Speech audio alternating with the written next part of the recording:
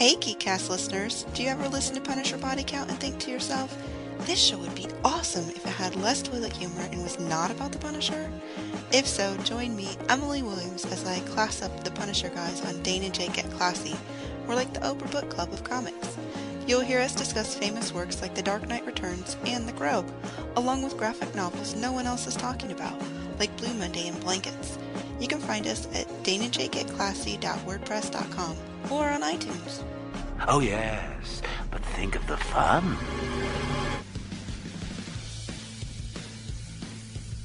Welcome to The Pull Bag.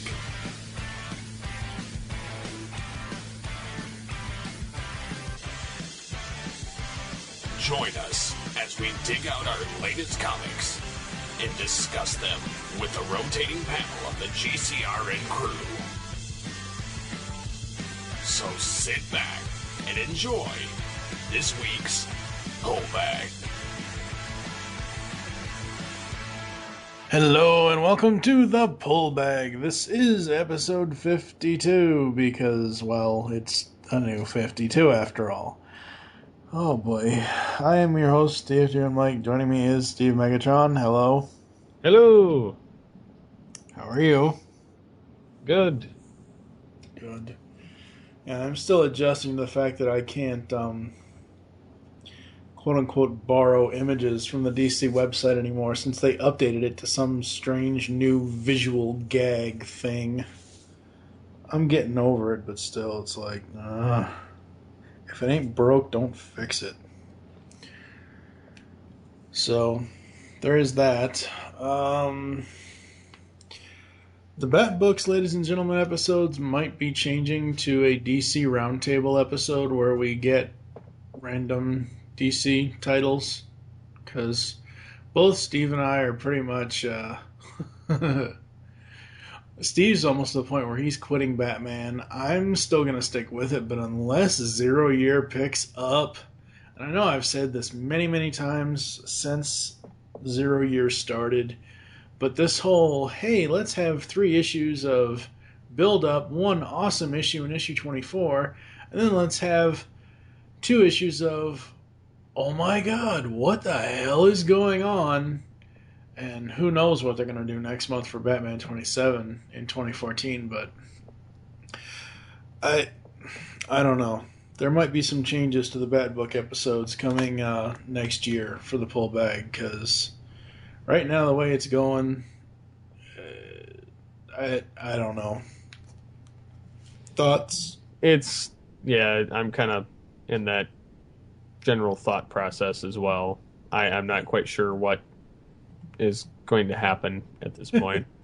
We could always replace it with Batman Eternal. True. Oh boy.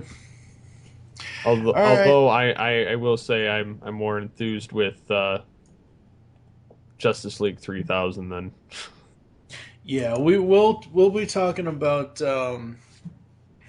Justice League 3000, Justice League 25, and Bat Beyond Universe number 5 at the close of the show. But for now, we're going to take a quick break, and then we're going to get into the 4 new 52 issues we have after this. Spoilers. Alright, ladies and gentlemen, so starting off the new 52 coverage here in the Bat Books episode for the 26 issues, we have Detective Comics number 26. This, when I first read this, I was like, hey, it's a comic version of On Leather Wings. And this is the start of my epic nerd hate. I can't stand the Man-Bat. I don't know what the hell DC's infatuation with it is at this point. There's something about it just drives me AWOL. I can't stand it.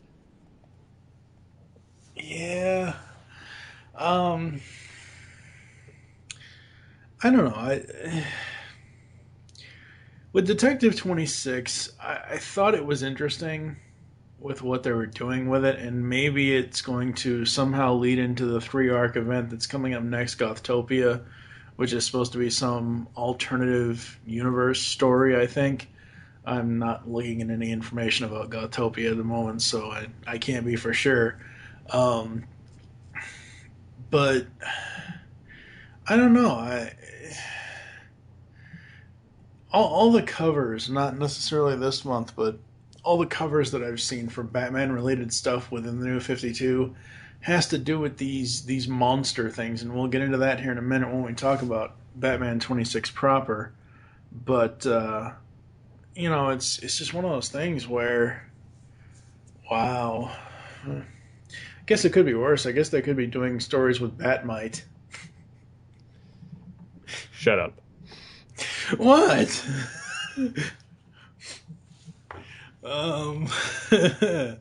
But Detective 26, it was an interesting story, and it did remind me of On Leather Wings, and I'm not a fan of that first episode of Batman the Animated Series at all. I think it's slow and as you've said before, kind of boring. This one, it was a little bit more interesting because they kind of did... John Layman, who is the writer on Detective right now, he kind of wrote the story in a way where Francine was a combination of herself and Miriam, the Queen of the Vampires from Blade. So that was kind of interesting and cool. But I don't know. Overall, I enjoyed Detective 26. Not as much as I enjoyed Detective 25, but still.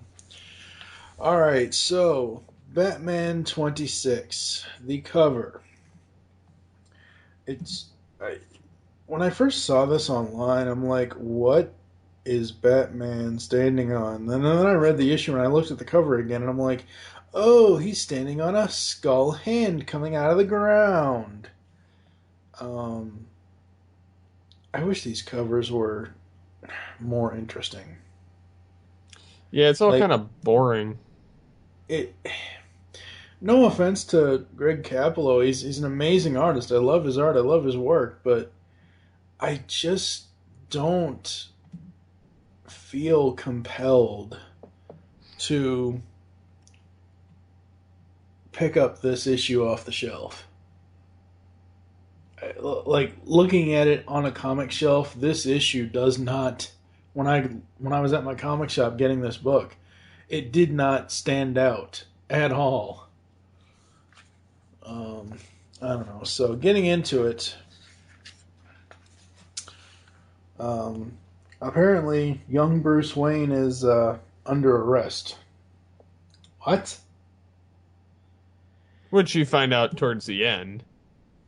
Yeah. Because you have to continue on with the story of why Lucius stabbed an injection in him. Yeah. Which it also explains in the issue. See, it explains it, and then I don't know. Maybe I was lost in this. Well, the gist I got is Lucius knew that this creature was coming back. So his kind of hodgepodge cure, he stabbed it into Wayne, but made, because he heard that creature coming in. Okay. Which is why in the previous one you see him and then Wayne's going, why? And then it kind of leads you to think that he's going to transform too. But, and then this guy's trying to, kill them. And, practically breaks Bruce's skull. Yeah, pretty much. I do have to say right off the bat, my problem with this issue of the series is not the art at all. Greg Capullo and his team do an amazing job with the art. Absolutely, it's the story.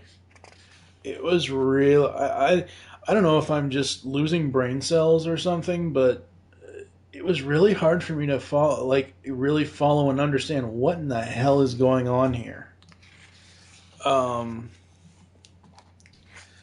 And it's just one of those things where it was a boring issue for me. It really was. The story is not progressing. We're at issue 26. This is supposedly supposed to end at issue 32 or 30. Oh, that was the other thing I was going to bring up earlier in the intro.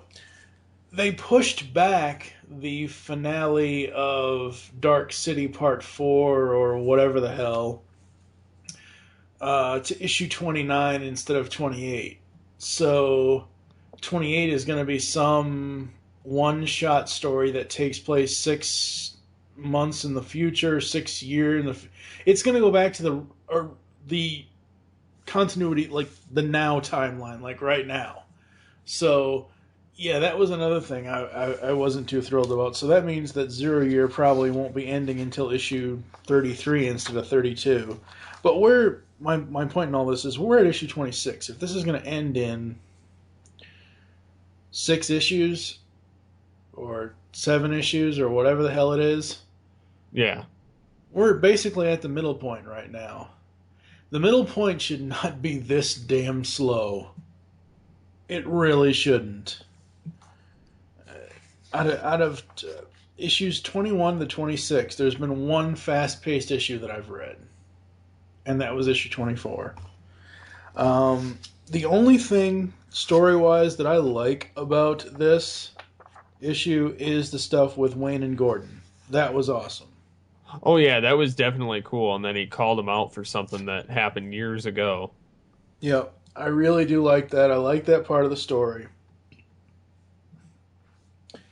And I love the whole thing where Bruce says, where he says, "Is this view?" And he's got the gun pointed at Gordon, and it's. I know what he's going for here. He's trying to show Gordon how he felt as a kid, having the gun put to his face and to his parents' faces. But seeing Bruce Wayne with a gun, it's just strange. Oh, I agree. It's strange, but he's proving a point. And Oh yeah, I got that. And we move on to the story, and we see a bat boat, which is kind of cool. But the bottom left-hand panel of that, okay, I get it. This is supposed to be his, when he first put on the suit, but seriously, purple gloves. You still have the purple gloves. I know that's supposed to be an homage to something. I don't know if it's Adam West or whatever, but you still have purple gloves on. Isn't that going to, make you more of a target? I don't know. I just tired of. Yeah. I'm just tired of freaking Zero Year. Yeah, I am too. So we have. I will say that as far as the art goes, as far as Capello's designs on Batman, when he's actually in the Batsuit, I really do like all the facial designs of the cowl and how that looks. I think that's really cool. But yeah, I agree with you. I'm getting really, really tired of Zero Year. And why hasn't DC listened to us yet? Get rid of Channel 52. It's such a waste. Yeah. So much a waste. I'm actually thinking about, because I don't care to own them anymore, really. I'm thinking about sending half of my single issue Batman comics to a lot of people. I don't know. I just, Zero Year is not. If one issue out of 6 has really impressed me, that's a problem. No, I agree. Yeah. So we move on to Batgirl 26. Now, I've got Batgirl 26 and Batman 26 side by side. Now, Batgirl 26 cover is done by Alex Gardner. The cover for Batman 26 is done by Greg Capullo. I like them both as cover artists, but Batgirl 26 stands out more. It really does. And it doesn't have to be,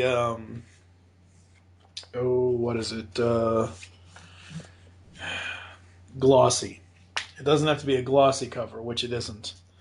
Batgirl 26 cover, this is the conclusion to the Batgirl Wanted storyline. The cover is Batgirl pulling her mask off to reveal Barbara Gordon and Jim Gordon behind her pointing a gun at her. I have loved this storyline since it first started. You basically have Batgirl, because that's the other thing I have to kind of fill everybody in on. Issue 24 was part 2. Issue 25 was that 0-year tie-in. So issue 24, the end of that issue, she was at her van, wherever she had the suit, and she was like, oh, okay, one more time. Because she was done. In issue 24, Barbara was done being Batgirl. She didn't want to put the suit on anymore. And at the end of it, she's like, all right, one more time. And this is kind of where that picks up and leaves off, because she's going up against all these gang members and all these villains she's faced in the past that Nightfall has basically employed to kill her father. And what's interesting about this is you have Batgirl and Jim Gordon teaming up. They don't want to, but, the situation forces them to do so. And I love the interaction between them. And what's great about Gail Simone's writing is the inner dialogue that the monologue that Batgirl has with herself. It's very, very, very awesome. This issue, it's not Fernando Passerin this time around on the art. It's Daniel Sampiri, I believe is how you say his name. I could be wrong. But you basically have them in the basement fighting off all these gang members. And I want to ask Gail Simone this so bad on Twitter. I might. And the issue's been out long enough to where it's not going to be a spoiler. I really want to ask her if she had watched Over the Edge, the BCAS episode, or the new Batman Adventure episode, Over the Edge, because the end scene with her and with Batgirl and her father. It's just simply amazing, because she pulls the mask up, says, and so am I. What are you doing? You're never going to trust me as long as I'm keeping secrets, so no more secrets. Stop it. I don't want to know. What? I don't want to know. Do you think I'm a fool? I'm a cop, a good cop. If I wanted to know who was under all those capes, I would make it my business. I'm not going to arrest you for now. But you aren't welcome here, ever. So when I read that whole panel, that whole section, I was like, ooh, it's kind of like, it's not exactly the same as Over the Edge, because in Over the Edge, he basically says, I can't know this. This is not something I need to know. Just know that I love you all. Obviously, this is a little bit different since he believes that she killed his son. Which, surprisingly, James Jr. is alive. Or not surprisingly. But very, very awesome issue. Very great story, great art. And then coming up next for Batgirl, she's going to be in Gothtopia. So I'm really stoked to see what Batgirl 27 is going to bring us. Did you have any thoughts on the Wanted conclusion? I think it was pretty interesting. I mean, having not read the previous ones and reading that one, I enjoyed it for what it was. It was interesting seeing Gordon kind of stand down a little bit. And then he was stating the fact that, he's not sure if Bruce Wayne would actually, Batman would actually meet with him. Yeah. Yeah. Alright, so final issue we're going to talk about for New 52 is Nightwing number 26. Now, when I first saw this cover, it's basically Nightwing covered in blood. His weapons have got blood on them, and it's basically him in his suit. That's really all the cover is. When I first saw it, I thought, oh, that's kind of cool because of what's going on in Forever Evil and everything else. And Nightwing, the ongoing, has not caught up to what Forever Evil is doing with Dick Grayson, because they just wrapped up the Tony Zuko storyline, and they haven't had a chance to really catch up yet. And plus, Nightwing's fate isn't going to be decided until issue 6 of Forever Evil. We're coming up on, I believe it's the 31st of December, New Year's Eve day, or yeah, New Year's Eve day, that Tuesday, is the release of Forever Evil number 4. So we're not even close to what's going to be happening with Dick Grayson in his own book. They've already revealed his identity. It doesn't show it here, obviously. Like I said, it's not caught up, but we have this story where it's basically a one-shot that sets up a new villain. And it's the story about people stealing, about this woman stealing drugs. And what's really interesting about it is it's the woman that we had seen a number of issues ago. Marionette, or I forget what her name is off the top of my head. But Nightwing still has his same, sarcastic edge, and where the credits are in the title of the story, some strings attached. I'm kind of dying to see how you do this last part. I do really love Will Conrad's the way he draws Nightwing in action poses, and how they kind of show him at one point and then they show like a faded version of him to show that he's in action or he's in movement. I love that. I think that's great. So basically this story is he's got this new female villain after him, and she's trying to steal something called, what is it, Canaan, or I don't know. It's some drug, basically. Yeah, her name is Marionette. So it's basically him chasing her through the city of Chicago. And it's also him dealing with having a larger apartment now, since he has more roommates, and living alone in Chicago is expensive, so he has to deal with everyday stuff from his roommates. Like I said before, Conrad's art and the colors in this are absolutely amazing. They really, really are. What's interesting for me is when Kyle Higgins brings in someone you would never expect. Because by the end of the story, we have the Mad Hatter in Chicago. Yeah, I was a little surprised to see him actually show up. I was very, very happy.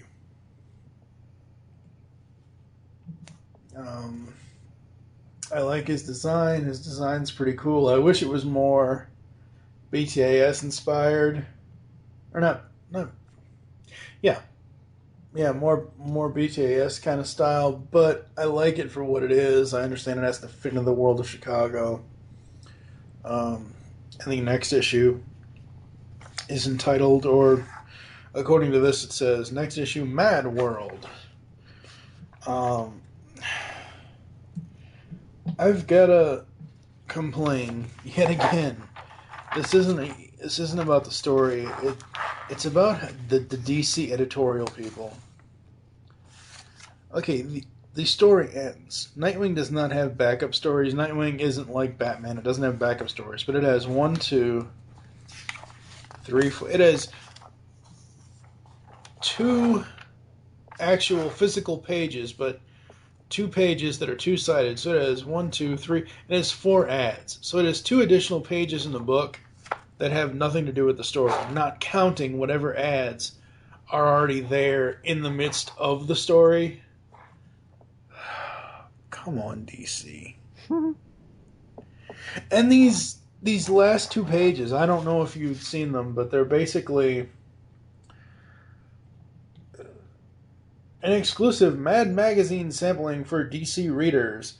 Here's a special 6-page look as to garbage you'll be subject yourself as a Mad subscriber.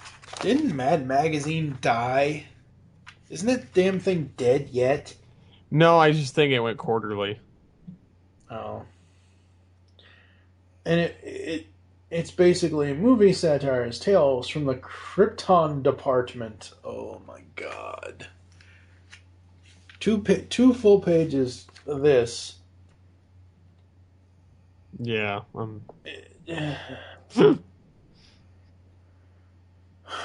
Like, they have... I mean, this is so bad. Actually, no, I take it back. It's not... Is it 2 pages? No, it's not 2 pages. Oh my god. It is... It's 3 2-sided pages. Oh my god. The only cool thing about this, and I just noticed this now, politics. A Ben & Jerry's flavor you will be soon seeing.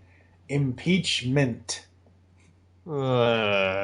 Peach and mint ice cream with 3 scandalous... it's too small. I can't... Oh, I completely missed... Actually, you'll like this now. I completely missed... Ben & Jerry's does flavors for different celebrities. Like Stephen Colbert's Americone Dream.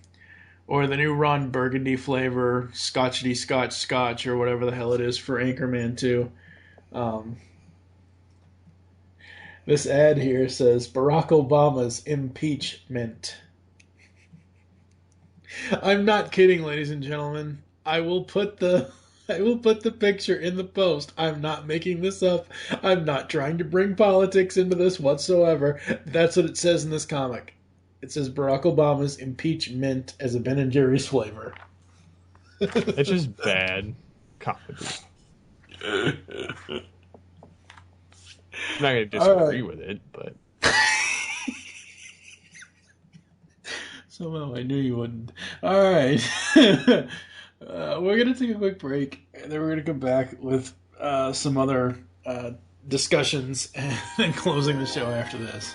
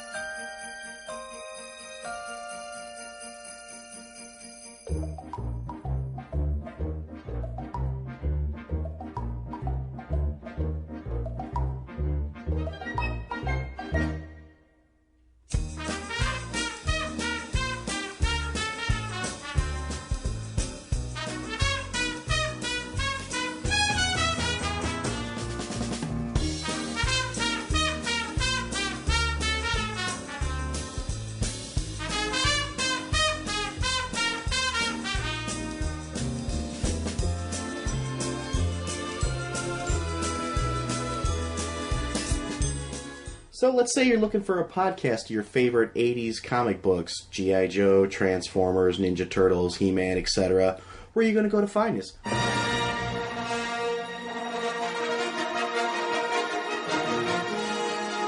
Welcome to Star Joe's Podcast. I'm your host, Ryan. And I'm Chuck. That's right, everybody. We're the Star Joes.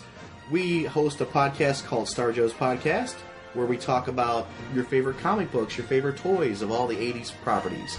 Star Wars, G.I. Joe, Transformers, Mask, Thundercats, Voltron, you name it, we cover it. If it's in the 80s, we'll cover it at some point. Yes, so what you want to do to find us, you can go to iTunes, you can go to www.starjoes.com. And remember, the Force will be with you. Because knowing us is half the battle.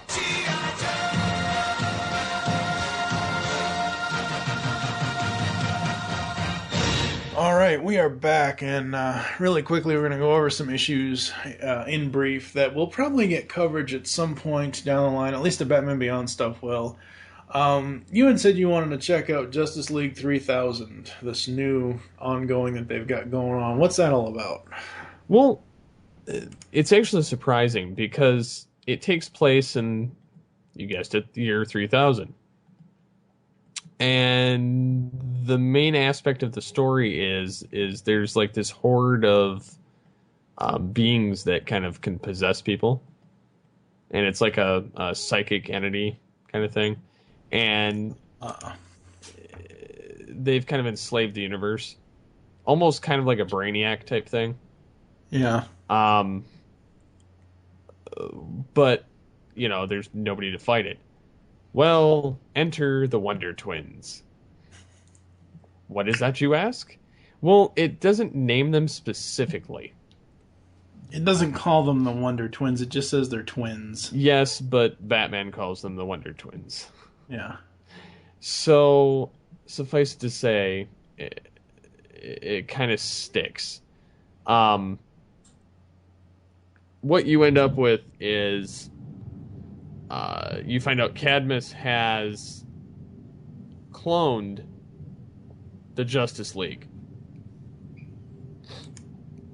So you have, you know, Superman, Wonder Woman, Green Lantern, Flash, and Batman. Yeah. There is, however, a flaw. And it's a key flaw. They realize that when they clone them, I mean, they have their DNA to a T. So that's all good and secure and everything else. But the problem is like Superman is all cocky and high and mighty because he didn't grow up with the Clark Kent entity. Bruce Wayne is kind of more of a dick, if you can say that. Only for the fact that he hasn't had his parents' death to impact his life. Okay. So So it throws things off. Yeah. And then you end up with Wonder Woman, who's more Amazon than she need be. Yeah. Flash realizes that his powers are artificial to some degree because they interview them after they debrief them after a rescue mission. And Flash is like, I don't have the Speed Force, electrical charge around me. And realizes that. So it bothers him. And then Hal Jordan, while yes, he's wearing this Green Lantern cloak, and in this universe, or in this time, the Green Lanterns are evil. Yeah. So he says that he misses the feeling of having the ring and being able to do all this stuff. He has to wear the cloak in order to have the powers. Wow. But a lot of these costumes are reminiscent of Earth 2. Kind of mixed with a modern flair. So it's kind of interesting seeing all that. But it's an entire Cadmus experiment. They have enough of their memories to realize certain things, but they don't have enough to, like I said, with the, how they their origins, basically. So it's a lot of them trying to figure out how to work as a team, and I think Superman and Wonder Woman are the biggest screwed up components because they're not actually human. But yeah, it's a lot of it has to do with the dynamic of them learning to be a team when they're not. It suffice it to say, there's been a lot more character development in this than in Zero Year, in my opinion. Yeah, there and this is in one issue. But it says, like I said, the Superman's without the Kent's guiding hands, Batman without the motivating trauma of his parents' death, Wonder Woman who's pure Amazon, Flash whose powers just might burn him alive, and the sole remaining Green Lantern, the most despised organization in the universe. Which it's strange how the only thing I don't like is the looks of the faces of the Justice League. They match nothing close to anything in the other comics. Which I understand it's a new continuity and everything, but the other thing that's different. I mean, it's the same continuity; it's in the future, but I love the new Batsuit in this. Yeah, that's what I was going to say. The other thing that's different in this is the super suit and the Batsuit, because there were a couple of times where I could have sworn when I was reading this comic that the S on his chest, it looked like a dollar sign, not an actual S. It was drawn really, really weird. The bat suit. I still don't like the helm. I don't like the cowl, the way the helmet is around the... I don't like that, but the actual aesthetic of the suit itself, the actual uniform, I really do like, because it's basically similar to the Bat Beyond suit. Well, it's almost like they mixed the Earth 2, the Bat Beyond, and the New 52 Batman, and kind of came up with this amalgamation of it. I really do love this Batman design. Wonder Woman isn't that far different, other than the fact that she's closer to her Injustice Gods costume, only because of her headgear. Flash is more close to Kid Flash. And Green Lantern is close to the Spectre character that he was in the 90s during a lot of the issues with the Green Lantern Corps. Is more so what he looks like here. But I think the biggest screwed up component of this entire thing is going to be Superman. Yeah. Because especially in the last page, like Bruce and Superman they pretty much argue through the entire issue, and he keeps calling him Kent, and he says, "I'm not Kent, I'm Superman," or he refers to himself in the third person. So Batman throws an explosive on his face at one point.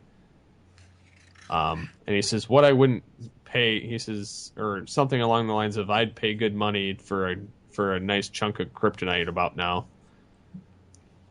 Yeah, that's one thing I absolutely loved about the issue. He kept saying, "I wouldn't give for some kryptonite right about now." And it seems like the main, like I said, the main three that are pretty close to their original selves is Bruce Wayne, Hal Jordan, and Barry Allen. Yeah. But I love the last page where it says you have Superman getting ready to pound Batman in the face, and he's just standing there like, "You aren't going to touch me," and everybody else is holding him back.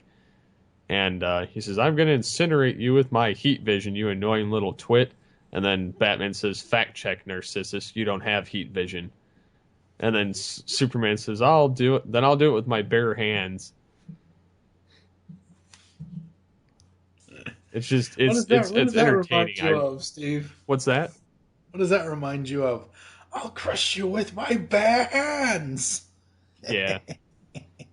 It's just it's entertaining, to say the least. I think I have high hopes for the 3000 line. Yeah, it was a pretty fun book. It was an interesting look at specifically Batman. I thought that was really cool. The other one that I read was, because I thought it was going to be Nightwing's final fate, I read Justice League number 25. It's basically more of Owlman's story, where this Owlman is, I think it's Earth 2. It's one of those other Earths. He's Thomas Wayne, Bruce's brother. In an alternate universe. In an alternate universe. And apparently the Dick Grayson of that universe is dead now, and he's come here to basically force the Dick Grayson of our universe to help him to stop Ultraman, because his goals and Ultraman's goals are not the same thing. I like the story. It's interesting. I thought it was really cool. I thought there were some really cool moments in it. I just want to know what's going to happen to my favorite character already. I'm not disappointed in anything I've read to do with Forever Evil or to do with what Nightwing is going through in the outside of his own ongoing, but Jesus Christ. Can we just find out already? And I know there have been... I haven't done this personally because I know he won't give me an answer at all. But I know there have been plenty of people that have asked Kyle, what's going to happen to Dick? What's going to happen to Dick Grayson? Tell us. And he's been very tight-lipped about it because... I don't know.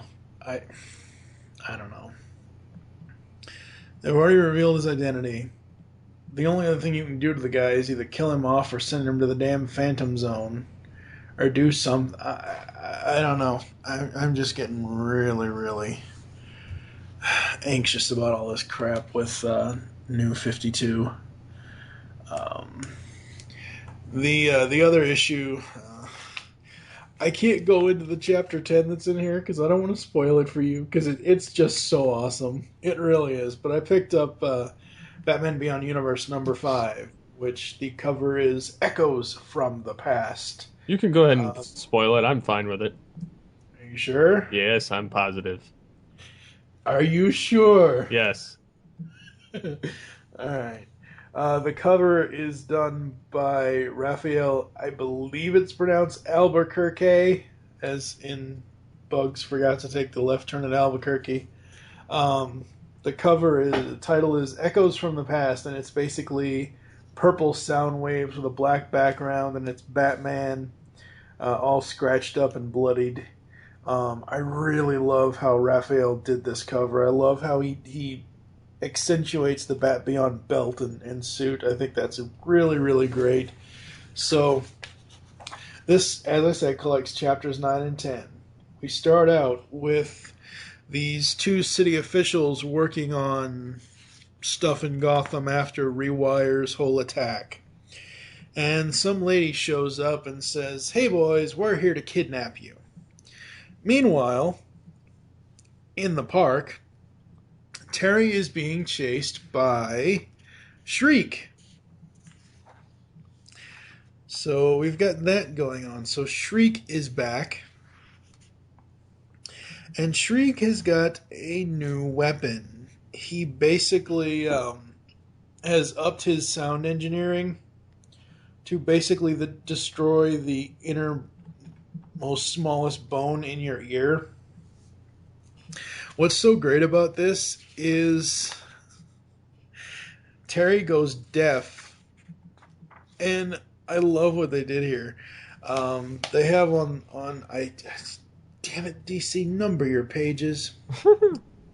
The page after Shriek attacks him, he says, because that's the other thing, there are no monologues in this series. It's all radio chatter between Terry and Dick Grayson. "Terry, are you there? Can you hear Shree, Shree, Shree?" And the next page is... It shows Terry and it shows Shriek. "Your hearing is probably shutting down as we speak. I guess I should mention all the phase shifting plays havoc on the inner ear." So Terry has basically gone deaf. The greatest single thing about this part of the story is how they show that he can't hear. It's blank speech bubbles. Yeah, that is pretty damn funny. It's blank speech bubbles. Now my question is, I don't think this is the same guy and dog, but was it in Return of the Joker? I don't know. It was in one of the Batman Beyond things on part of the series, or it might have been part of Return of the Joker. I don't remember. Or am I thinking of something else? No, I'm thinking of something else. I thought the man and the dog that are in the park were something that we had seen before in the cartoon series. So we go back to Dick Grayson's loft, and the blank speech bubbles continue, and Terry's like, "What? I still can't hear. What? Better? Oh, yeah, I can hear. What are these things?" Bone induction audio. The connectors stimulate the skull, bypassing the ear. And he was like, "Try not to beat yourself. Try not to be too hard on yourself. You have no idea how many of these I've botched over the years." "Yeah, like what?" "Off the top of my head, the Scarecrow one sticks out. Nightwing days? Not quite." And I knew when I read this issue digitally, I knew exactly where it was going. And Tony Silas, he nails BTAS era. It's so awesome. Yeah, I actually did read this then. You read this one, yes. You didn't read I'm not up to the second half of the story, the chapter that's going to be coming out, or the chapter that came out on the 21st. And oh man, he nailed the BTAS. And then the final part of this section of the story is we see that Kirk Langstrom is alive. Man-Bat is alive. Annoying. I like it here. It ties in, even though I don't like On Leather Wings, I like what Kyle's going to do with this character here, because we've already had all the stuff in the past that is annoying. So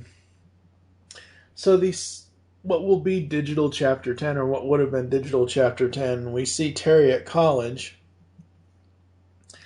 And because this is the Digital Chapter 10, guess who shows up? Melanie Walker. 10 from the Royal Flush Gang. Formerly 10 of the Royal Flush Gang. Yep. So she's in the same class as Terry. Part of the story is Man-Bat actually crashes into police headquarters. "Hello, Barbara. You're looking well." "Kirk, I'm more than alive, Barbara. I'm in charge." And he basically wants... actually, I gotta go back to that page. He basically wants the 3 pounds of canium. Now, canium is what I was talking about earlier when I was talking about Nightwing. When we were covering Nightwing earlier in this episode. Canium was the drug that that Marionette was trying to steal from the 3 hospitals in Chicago back in the New 52. So it's interesting that Kyle is bringing the canium here to Bat Beyond Universe. So Man-Bat wants that. He's given them 24 hours. We have Melanie and Batman facing off because she knows that she knows the secret. How this issue ends is a stroke of genius. It really, really is. So, the ending of this, Terry says, "Let me guess, you want me to track down Shriek, the other sound genius, and convince him that we have to work together. For the sake of the city, the good guy and the bad guy have to team up just like the Vids, right?" And you see an image of Dick and Barbara just kind of glance at each other. And Dick is like, "No, Shriek's a madman and a loose cannon. How could we trust him?" Which is what Barbara says. And Terry was like, "But for the sake of this, you know what? Never mind. So if not Shriek, then who? Someone who knows Langstrom inside and out. Someone who helped build his weapons. Someone he has history with." And Bruce shows up. And it ends. Nice. Next issue, Apprehensive Allies. Oh my god. Yeah. I'm thinking if Batman ongoing continues to go down the path it is, we might just have to replace it with Universe. Oh man, it's such an awesome read. It really, really is. The digital chapter that I just talked about with Milling Walker, formerly 10, came out December 21st, 2013. So, very awesome. That's going to do it for us, folks. We've got one more episode this year. This is the final numbered episode of 2013 for the Pull Bag. The next episode you'll hear is on New Year's Eve, and it is the start of the Pull Bag turning out the lights as we go after dark, the new discussion-based episodes that we will be having in the Pull Bag. After Darks will happen hopefully once a month, maybe once every other month. I don't know yet. It just depends on what topics we have and what hosts I can wrangle, but that's where all the general comic discussions are going to go, just like the Origins have their own episodes, just like the back issue classics have their own episodes.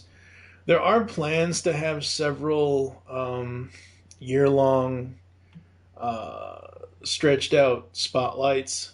I'm not sure if those are going to come to fruition. Next year we will be having at least 3 character months. May will be Batman, celebrating 75th anniversary of Batman.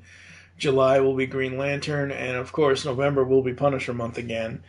I'm not sure if there are going to be other character months. I do know I did make plans with Joe Reed of Off the Cuff to do a monthly TMNT trade review where we review the current IDW ongoing for Teenage Mutant Ninja Turtles, not the new adventures, but the actual, the stuff that Kevin Eastman and all that do. So, yeah, 2014 is going to be huge for the Pull Bag. Thank you so much to everyone who has supported us this first year. And here's to year 2. Any other thoughts, sir? No, I think that about rounds it up. All right, where can they find you online? At SCP21 on Twitter. And of course, you can find me at TFU and Mike. You can also follow at Geekcast Radio on Twitter and get all the other network updates there. For now, I am TFU and Mike with Steve Megatron Phillips. Make your great escape into comics, and we will catch you in the new year. Now, I love s'mores as much as the next guy, but I'm fresh out of marshmallows. What do you say we call it a night? Speak of the devil. You coming? I guess it's about time.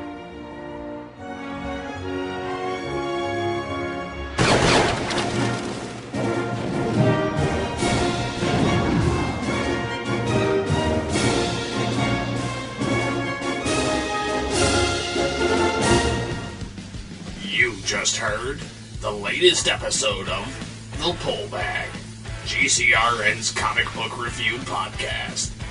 There are several ways to get in touch with us and leave feedback for the show. You can visit the website, geekcastradio.com, where you can comment on the episode and all of our different podcasts. You can rate our show on iTunes and be sure to leave us feedback. Call the voicemail line, 502-526-5821. Please remember to tell us the show you were leaving the message for and your name. Become a fan of us on Facebook by searching Geekcast Radio Network. You can send us an email, feedback@geekcastradio.com. Follow us on Twitter @GeekcastRadio.